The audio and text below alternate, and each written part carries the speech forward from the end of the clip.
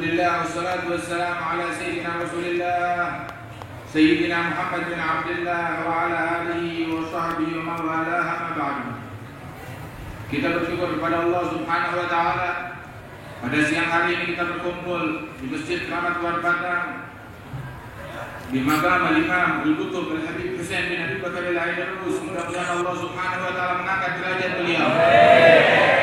Keberkahan atas kita sekalian dengan berkat beliau. Amin. Kita hadir di sini memperingati Maulid Nabi besar Muhammad sallallahu alaihi wasallam, yang mana beliau adalah sebab dari segala kebaikan yang kita raih, segala keuntungan yang kita raih, segala keberkahan yang kita raih. Beliau Rasulullah sallallahu alaihi wasallam, beliaulah yang menjadi sebab di mana kita mendapatkan segala kebaikan dan keberkahan tersebut. Rasulullah sallallahu alaihi wasallam yang merupakan pintu rahmatnya Allah Subhanahu wa taala, diutus oleh Allah taala membawa rahmat, membawa kasih sayang, membawa ajaran dan agama Islam ini, membimbing umat, membina umat. Dan Rasul sallallahu alaihi wasallam tidaklah wafat melainkan agama Islam ini telah menjadi agama yang jelas dan terang benderang. Wa ma madha hatta agama dina fasara sahlan wadihan mubina falam takhaf ummatuhu futuna bal usimu fil jam'i amdalali. Tidaklah Rasulullah sallallahu alaihi wasallam wafat melainkan setelah agama ini berdiri dengan demikian kokohnya, sehingga dan juga agama ini demikian mudah, membawa kemudahan. Yassiru wala tu'assiru wa basyiru wala tunaffiru. Nabi Muhammad memberikan pesan kepada kita sekalian, permudah, jangan dipersulit, perdekat, jangan diperjauh pesan Rasulullah sallallahu alaihi wasallam. Dan umat ini mereka senantiasa dalam kebaikan selama mereka ikut dengan kelompok mayoritas, ikut dengan kelompok yang terbanyak, yang mana mereka merupakan ahlus sunnah wal jamaah, yang mana mereka inilah sepanjang masa bisa dikatakan oleh Imam Abdullah bin Abdul Haddad bahwasanya alhamdulillah sepanjang masa sejak zaman masa Rasulullah sallallahu alaihi wasallam hingga masa beliau dan hingga masa kita sekarang ini, mayoritas terbanyak kelompok terbesar daripada kaum muslimin ini adalah ahlus sunnah wal jamaah, yang mengikuti daripada akidahnya Rasulullah, akidahnya keluarga dan sahabatnya Rasulullah sallallahu alaihi wasallam. Dikatakan bahwasanya wal khulafa ba'dahu wal itra bihim al-Qur'an mustamirrah millatuhu mahfuzatun min fatrah 'ala al-huda daban bila fisali. Mereka para khulafa Rasyidin, para sahabat Rasulullah sallallahu alaihi wasallam, serta itra keturunan Nabi Muhammad sallallahu alaihi wasallam, mereka berjalan seiring bersama-sama, tidak berbeda akidah mereka, tidak berbeda ajaran mereka, ajaran yang sama, ajaran yang satu, ajaran Nabi Muhammad sallallahu alaihi wasallam. Dan bermunculan dari itrah nabawiyah keturunan Rasulullah sallallahu alaihi wasallam, mulai dari masa Imam Ali Zainal Abidin Ibn Husain bin Ali bin Abi Thalib hingga keturunan beliau Imam Ja'far Shadiq wal Imam Muhammad al-Baqir dan juga Imam Musa al-Qadhi wal Imam Ali al-Uraidi sampai kepada Imam Ahmad bin Isa al-Muhajir, yang mana beliau berhijrah dari Iraq, dari Basrah, ketika melihat lingkungan yang mulai berubah, keadaan yang mulai berubah, masuknya daripada faham-faham yang mulai menyimpang, beliau demikian perhatian bagaimana menjaga keluarga dan keturunannya daripada racun-racun yang tidak baik. Dia bawa keluarganya hijrah dari Basrah yang segar, yang hijau, pergi ke negeri Hadramaut untuk menjaga keturunannya beliau tersebut radhiyallahu anhu wa arda. Kemudian dari lembah Hadramaut tersebut menyebar dari keturunan Bani Alawi hingga Imam Al-Faqih Al-Muqaddam Muhammad bin Ali Ba'alawi, dan juga keturunan daripada Imam Muhajir yang sampai ke bumi Indonesia ini, para awliya Tis'ah Wali Songo, yang merupakan keturunan daripada Imam Abdul Malik bin Alawi bin Muhammad Sahib Al-Murbaq sampai kepada Rasulullah sallallahu alaihi wasallam. yang mana mereka menyebarkan dakwah di bumi Indonesia ini dengan rahmat, dengan kasih sayang sampai kepada Imam Al-Qutb Al-Habib Husain bin Abi Bakar Al-Aidrus, yang mana dakwahnya ala basirah, dakwahnya dengan hikmah, dakwahnya dengan rahmat, mengikuti jejak Nabi Muhammad sallallahu alaihi wasallam. Yang tadi kita baca di Maulid, rahmatul kulluhu wa hazmun wa waqarun wa ismatun wa hayau mu'jizul qaul wal fi'al karimul khalqi wal khuluqi muqsitun mi'ta'u. Rasulullah sallallahu alaihi wasallam yang penuh rahmat dan kasih sayang. Beliaulah adalah orang manusia yang paling mengerti di mana meletakkan sesuatu pada tempatnya. Beliau sallallahu alaihi wasallam manusia yang penuh dengan tawadhu, yang mana beliau telah sukses mendidik keluarga dan juga sahabat-sahabat beliau dengan didikan yang baik yang diridhai oleh Allah Jalla Jalaluhu wa Ta'ala azamatuh.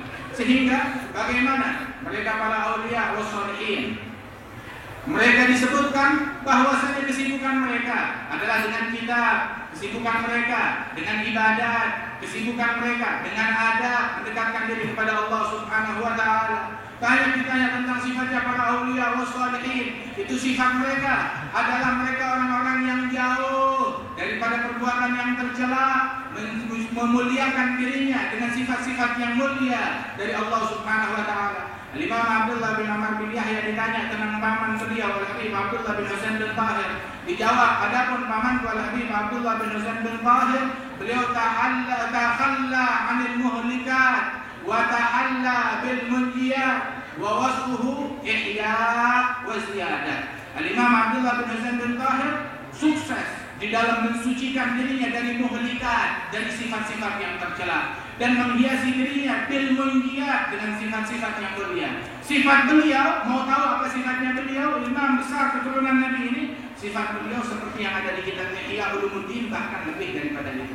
Kitab Ihya Ulumuddin adalah kitab yang disusun oleh Imam Ghazali, Imam Muhammad bin Muhammad Al-Ghazali, yang mana beliau menyusun kitab Ihya Ulumuddin. Itu dibagi menjadi 4 jilid. Jilid pertama Rub'ul Ibadat, berbicara tentang ibadat, perihal peribadatan. Yang kedua Rub'ul Adat, perihal adat. Dan yang ketiga di situ berbicara tentang Rub'ul Muhlikat. Itu seperempat khusus dia berbicara tentang muhlikat, hal-hal yang bisa membinasakan seseorang dari sifat dan akhlak yang tercela. Bagaimana beliau menjelaskan apa hakikat dari dengki, apa hakikat dari iri, apa hakikat dari riya, apa bahaya daripada lidah dan lisan, apa bahaya daripada perut, orang yang mengumbar syahwat perut, dan terus sampai daripada akhir kitab tersebut. Kemudian lagi Rub'ul Munjiyat, sepertiga beliau berbicara tentang munjiyat, hal-hal yang memberikan membuat seseorang makin dekat kepada Allah Subhanahu wa Ta'ala. Berbicara di situ tentang sifat yang mulia, tentang sifat wara, tentang sifat zuhud, tentang sifat tawadhu, tentang sifat khusyuk, dan juga sifat-sifat mulia lainnya. Wahakala Al-Imam Muhammad bin Muhammad Al-Ghazali radhiyallahu anhu wa ardhah, sehingga disebutkan oleh Imam Abdurrahman As-Saddaq, datuk daripada Al-Habib Husain bin Ali Bakar Al-Aidrus, bahwasanya beliau mengatakan, man ma dawa ihya ma fi hayat.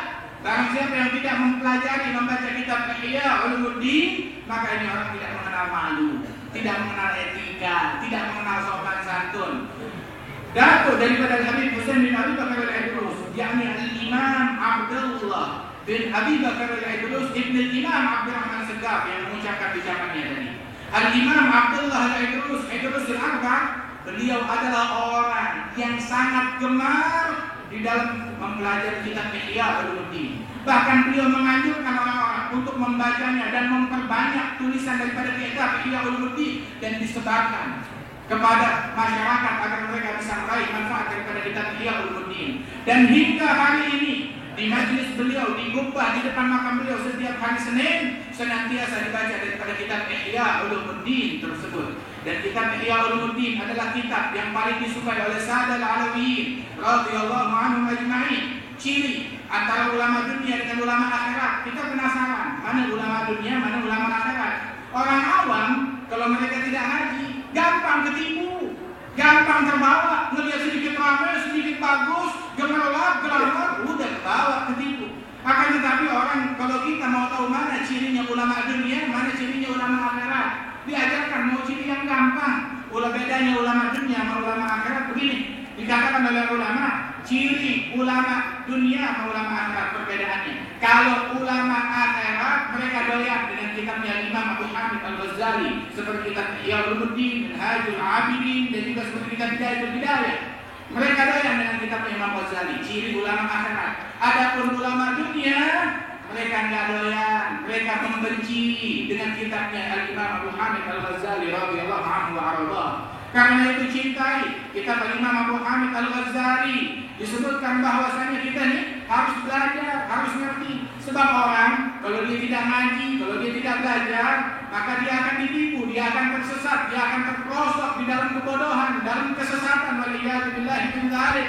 Sampai dikatakan la yablughul ada min jahil, la yablughul jahil min nafsi. Seseorang tidak akan mampu mencelakakan dirinya seperti si bodoh mencelakakan dirinya sendiri. Seperti si bodoh mencelakakan dirinya sendiri. Orang kalau dia bodoh, maka biarkan aja, dia akan terjeblos dalam kebodohannya. Oleh ya'udzubillah min dzalik.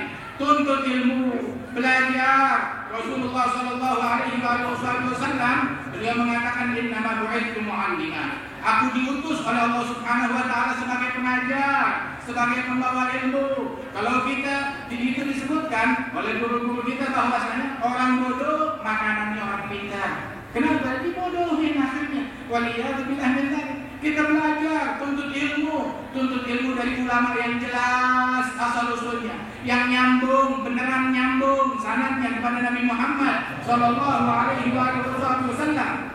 Dari ulama billah, bukan ulama gadungan, ulama yang khusyuk, yang tawadhu, yang mengenal khasyah kepada Allah Subhanahu wa taala, yang mengajarkan daripada ilmu syariat dan juga mengajarkan akhlak dan tasawuf daripada ilmu tazkiyah tersebut. Sebagaimana beginilah ajaran Rasulullah sallallahu alaihi wasallam. Al-Imam Abdul Rahman As-Saggaf, seorang ulama yang luar biasa. Itu disebutkan di antara riwayat hidup beliau itu bahwasanya beliau rajin rutin baca Quran, baca Quran, dia tadarus Quran. Itu sampai dia memperbanyak Al-Quran, tiap hari dia hataman Quran. Tiap hari dia hatam Quran. Siang 4 kali, malam 4 kali. Siang 4 kali, malam 4 kali. Enggak ada waktu buat riba, enggak ada waktu buat televisi, enggak ada waktu buat ngobrol tentang hal-hal duniawi. Waktunya makmur dengan ibadat, dengan dakwah. Al-Imam Abdullah bin Husain bin Tahir itu disebutkan bahwasanya itu tiap hari dia wiridnya, rutinnya baca la ilaha illallah 25.000 kali. Baca ya Allah 25.000 kali. Shalawat atas Nabi Muhammad 25.000 kali. Nah, kita sekarang bulan Maulid, siapa yang shalawat tiap hari 100 atau 200 kali kepada Rasulullah sallallahu alaihi wasallam. Dan belum itu saja, itu kalau sholat duha dia rutin, nggak pernah tinggal. Sholat duha secara sempurna dia kerjakan, itu membaca dalam sholat duha 10 juz Al-Quran, dan kalau sholat duha dia baca 10 juz Al-Quran. Belum dakwahnya, belum ajarannya, belum ilmunya, belum tulisan yang beliau karang radhiyallahu anhu arda. Sampai disebutkan bahwasanya ada satu orang ngasih hadiah jam kepada beliau. Tatkala dia terima jam, itu jam dulu itu masih diputar, masih pakai per, tiap hari mesti diputar sekalian kedua kali. Maka keesokan harinya Abdullah bilang ini jam yang dikasih rusak. Maka jam nggak rusak, Abe, ini mesti diputar setiap hari, ini pakai per, mesti diputar. Jadi dia bisa jalan buat ngatur waktu kita. Maka kalau mesti diputar, kata Abdullah, ente ambil ini jalannya nggak perlu. Kenapa? Karena udah nggak punya waktu lagi, bahkan buat muter jam saya nggak punya waktu. Bedain sama kita punya waktu buat televisi, kita punya waktu buat nonton berita, kita punya waktu buat berhibah, kita punya waktu buat ngadu domba orang. Tapi buat Quran, mana waktu kita? Mana waktu kita buat qiyamul lail? Mana waktu kita buat menghisab diri kita sebelum dihisab besok di hari kiamat? Siapa yang meluangkan waktunya sebelum tidur untuk merenung, ini hari apa yang saya lakukan, apa yang saya perbuat? Kalau kebaikan, bersyukur kepada Allah, minta taufik bakal besok. Kalau keburukan, dia beristighfar, minta ampun kepada Allah Subhanahu wa taala. Al-Imam Al-Aidrus, beliau mengatakan man arada as-safa rabbani fa'alaihi bil inkisar fi jawfil lail. Barang siapa yang menginginkan kesucian batin, saat-saat pengen merasakan saat-saat mesra bersama Allah, merasakan saat-saat indah bersama Allah, maka ketika tengah malam, ketika orang tidur lelap, hendaknya dia intisar fi jawfil lail, bermunajat kepada Allah Ta'ala, mengadu kepada Allah Ta'ala, berduaan dengan Allah Ta'ala dia doa dengan hati yang renyuh, dengan hati yang luluh, maka dia akan merasakan saat-saat mesra bersama Allah Subhanahu wa Ta'ala. Mana saat ini yang harusnya kita miliki, yang dimiliki oleh para aulia wa sholihin radhiyallahu anhum ajma'in. Karena itu mereka para aulia Allah radhiyallahu anhum ajma'in, waktu mereka makmur dengan ilmu, dengan ibadat, dengan taat. Ada satu saudara yang kaya raya daripada keluarga al-masyhur, dari keluarga al-bait Rasulullah sallallahu alaihi wasallam. Dia saudara itu satu kali kafilah kiriman dia itu kafilah dagangnya nyampe puluhan ekor unta mengangkut barang dagangan dia yang berpuluh-puluh dan beratus-ratus karung. Itu harta emas dia itu dia simpan di situ, diumpetin di salah satu karung biar kagak ketahuan dan dirampok oleh penyamun di tengah jalan. Maka ketika nyampe keesokan harinya dia buka bersama anak keluarganya, mana cari di karung yang mana, dia juga bingung nyarinya. Dicari dari pagi sampai sore hilang, kagak ketemu. Sampai akhirnya wah udah mau masuk waktu maghrib, pergi dulu ke masjid. Ngapain di masjid? Rutin tiap hari itu habis maghrib tadarus Quran di dalam masjid. Maka dia tadarus Quran di masjid. Anaknya masih numpuk nyari ke emas, sampai akhirnya ketemu. Pas ketemu dia kira mau kasih kabar gembira ke abahnya. Abahnya ini udah kebingungan. Kenapa? Bisa bangkrut toko. Sebab modal utama hilang habis begitu aja. Nggak ketahuan. Ini ketemu udah emas. Alhamdulillah satu kantong ketemu. Dia mau kasih tahu kabar berita indah ini kepada ayahnya. Ayahnya habis sholat maghrib, dia buka Quran, dia tadarus Al-Quran. Tahu-tahu anaknya ngedeketin di masjid ini. Kemudian ketika ngedeket anaknya tersebut kepada si bapak, dia colek apanya? Bah, alhamdulillah. Kenapa? Modal kita emas yang satu kantong itu, alhamdulillah akhirnya ketemu. Abahnya bukannya hilang, marah. Dia bilang, ya waladi, di waktu yang mulia, di tempat yang mulia, Anda lagi baca Al-Quran, Anda hentikan Anda di tempat yang mulia, di saat yang mulia, hanya untuk masih tahu dunia Anda ketemu. Dunia ketemu yang nggak sebanding dengan sepotong sayap nyamuk. Dibilang ente kurang ajar, ente nggak tahu tempat. Sekarang Anda bukan gembira, ente mesti belajar lagi, pergi. Anda nggak mau melihat wajah ente setahun aja untuk ilmu sana. Dididik sedemikian rupa. Kadang orang nggak tahu di mana harus meletakkan omongannya, pembicaraannya. Di masjid yang mulia, di acara yang mulia ini adalah yang mulia adalah kalamullah, kalam Rasulullah sallallahu alaihi wasallam, kalam auliya wa sholihin radhiyallahu anhum ajma'in, yang mana ucapan mereka kalam rijalul kalam. Kalam ucapan para aulia, pemimpin-pemimpin umat itu merupakan pemimpin-pemimpin dari segala ucapan. Mudah-mudahan Allah Ta'ala memberikan taufik kepada kita sekalian. Allah Ta'ala mamurkan waktu kita dengan amal ibadah, dengan ketakwaan, dengan keridhaan. Semua yang kita lakukan ini, semua ini daripada halal dunia, semuanya bakalan habis, bakalan hilang. Kecuali ini yang kita hadir di majlis ini, yang kita sholawat, yang kita zikir, yang kita tahajud, yang kita qiyamul lail, yang kita murni lakukan tulus untuk Allah Ta'ala. Adapun yang lain itu berita televisi bakalan habis, bakalan hilang. Glamor semuanya bakalan habis, bakalan hilang. Hormat tidak bawa mobil, nggak bawa harta, semuanya bakalan hilang. Yang ada yang beginian. Karena itu ambil bekal kita yang banyak daripada saat Mustafa sama Allah Subhanahu wa Ta'ala. Mudah-mudahan Allah Ta'ala memberikan hidayah kepada kita sekalian, para iman kita, para ulama kita, para habaib kita.